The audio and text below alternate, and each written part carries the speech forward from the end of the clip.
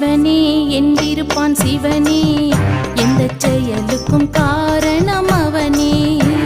சிவனே என்றிருப்பான் சிவனே, எந்த செயலுக்கும் காரணம் அவனே.